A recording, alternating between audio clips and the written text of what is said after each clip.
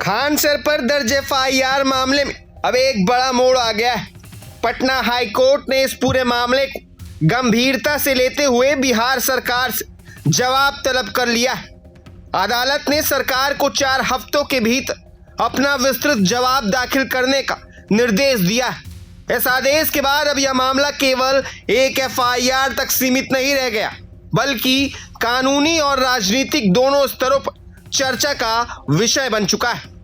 दरअसल फैसल खान उर्फ खान सर की ओर से पटना हाई कोर्ट में एक क्रिमिनल रीट याचिका दायर की गई थी। इस याचिका में कहा गया कि उनके खिलाफ दर्ज की गई प्राथमिकी पूरी तरह निराधार है और इसका सीधा असर उनकी शैक्षणिक गतिविधियों पर पड़ रहा है। इतना ही नहीं, याचिका में बंद किए गए कोचिंग संस्थान को दोबारा खोलने की अनुमति देने की मांग की गई है।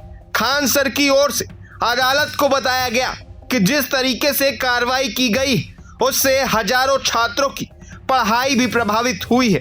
सुनवाई के दौरान अदालत के सामने दोनों पक्षों की प्रारंभिक दलीलें रखी गई। इसके बाद पटना हाई कोर्ट ने बिहार सरकार को नोटिस जारी करते हुए 4 सप्ताह के भीतर जवाब दाखिल करने का आदेश दिया है।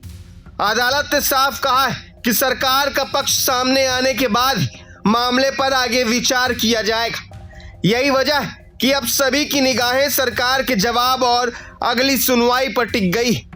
सबसे बड़ा सवाल यह है कि आखिर सरकार अपने जवाब में क्या कहेगी। क्या एफआईआर को लेकर लगाए गए आरोपों को सही ठहराया जाएगा या फिर अदालत के सामने कोई नया पक्ष रखा जाएगा। दूसरी तरफ खान सर की टीम लगातार यह दावा कर रही है कि पूरा मामला बेबुनियाद है और उन्हें कानूनी प्रक्रिया के जरिए न्याय मिलने की उम्मीद है। इस बीच सोशल मीडिया पर भी यह मामला तेजी से चर्चा में।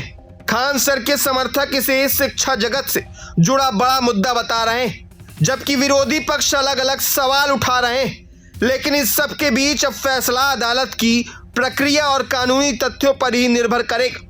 फिलहाल हाईकोर्ट के आदेश ने साफ कर दिया है कि मामले को हल्के में नहीं लिया जाएगा और सरकार को अपना पक्ष मजबूती से रखना होगा।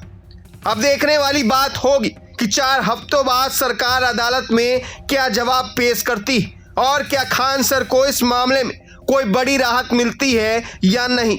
फिलहाल पटना हाईकोर्ट के इस आदेश के बाद पूरे बिहार की नजरें इस केस की अगली सुनवाई पर टिकी हुई, क्योंकि आने वाले दिनों में यह मामला और भी बड़ा कानूनी मोड़ ले सकता है।